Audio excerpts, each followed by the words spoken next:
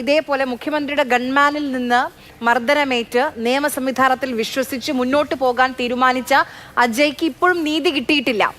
അവിടെ അതേസമയം നോക്കൂ, അടി കിട്ടി, തിരിച്ചടിച്ചു, 1 മാസത്തിനുള്ളിൽ തിരിച്ചടിച്ചു. പൊതുബോധം മുഴുവൻ SFIക്ക് വേണ്ടി കൈയടിക്കുകയാണ്. ഈ തല്ലിയ പോലീസുകാരനെ മർദ്ദിച്ച പ്രവർത്തകരൊക്കെ കൈയടിക്കുകയാണ്. പൊതുബോധം മാറിയതാണോ, പോലീസുകാർക്ക് 2 കിട്ടേണ്ടതുണ്ടെന്ന രീതിയിലേക്ക് ജനങ്ങളുടെ മനസ്സെങ്ങനെയാണ് എത്തിയത്?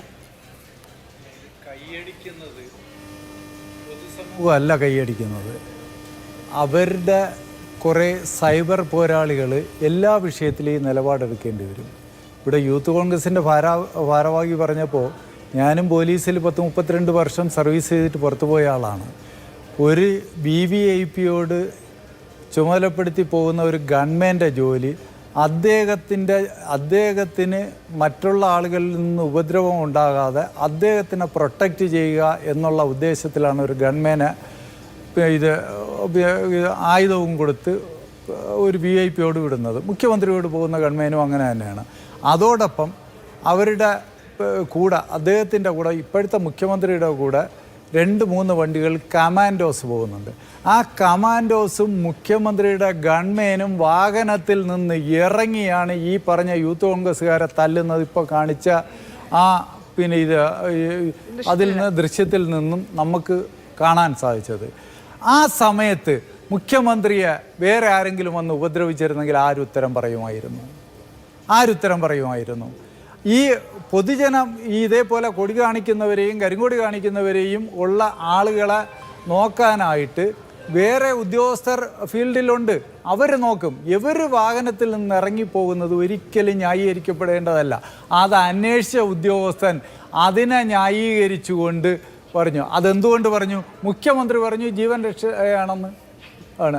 അപ്പോൾ നമ്മൾ കാണേണ്ടത്, ജനത്തിൽ പോലീസുകാരിൽ ഈ എന്തെങ്കിലുമൊക്കെ തെറ്റ് ചെയ്യാത്തവരുണ്ട് എന്ന് ഞാൻ പറയുന്നില്ല, അതിനൊന്നും നമ്മൾ ന്യായീകരിക്കാനും തയ്യാറാകുന്നില്ല. പക്ഷേ അതുകൊണ്ട് പോലീസുകാരെല്ലാം കുഴപ്പക്കാരാണ് എന്ന് പറയുന്ന കാഴ്ചപ്പാട് ശരിയല്ല. അവരുടെ ഔദ്യോഗിക ജോലിയുടെ ഇടയ്ക്ക് പ്രശ്നങ്ങളൊക്കെ ഉണ്ടാകും, സ്വാഭാവികമാണ്. അത് ആ ജോലിയുടെ ഭാഗം തന്നെയാണ്. അവരെല്ലാം ഇതേപോലെ അവരുടെ കുടുംബത്തിനെയൊക്കെ വളരെ മോശമായ ഭാഷയിൽ ഇത് മാത്രമൊന്നുമല്ല, നമ്മൾ കാണുന്നുണ്ട്, വളരെ മോശമായ ഭാഷയിൽ പോസ്റ്റ് വരെ വീട്ടിൻ്റെ പുറത്ത് പ്രദർശിപ്പിക്കുന്ന, ജോലി ചെയ്യാൻ പറ്റാത്ത പല സാഹചര്യങ്ങളും ഇവിടെ നിലനിൽക്കുന്നുണ്ട്. എന്തെന്ന് പറഞ്ഞാൽ, ഇവിടെ ഈ പോലീസുകാരന് പ്രൊട്ടക്ഷൻ കൊടുക്കേണ്ടത് മേലുദ്യോഗസ്ഥൻ്റെ കടമയാണ്. ഇപ്പോൾ ഞാൻ ഇവിടെ പോലീസിൽ സാറ്റ എന്ന് പറയുന്നൊരു സംവിധാനമുണ്ട്. തലേ ദിവസം നടക്കുന്ന എടുത്ത കേസുകളുടെ ഡീറ്റെയിൽസും സംഭവങ്ങളും ആ പോലീസ് സ്റ്റേഷനിലെ SHO ജില്ലാ മേലധികാരിയെ അറിയിക്കുന്ന ഒരു കീഴ്വഴക്കമുണ്ട്. അതെല്ലാ ദിവസവും ഉണ്ട്.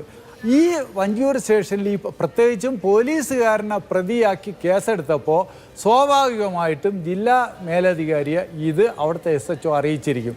അപ്പോൾ എന്താണ് കാരണം എന്ന് ഇപ്പം DYSP ചെന്ന് അന്വേഷിച്ചല്ല അറിയേണ്ടത്, അന്നേ ഇത് തിരക്കി അന്വേഷിക്കുവാനുള്ള ഉത്തരവാദിത്വം മേലുദ്യോഗസ്ഥർക്ക് ഉണ്ട് എന്നുള്ള ഒരു യാഥാർത്ഥ്യം അവിടെയും പാളിച്ചുണ്ടായോ എന്നും പരിശോധിക്കേണ്ടതാണ്.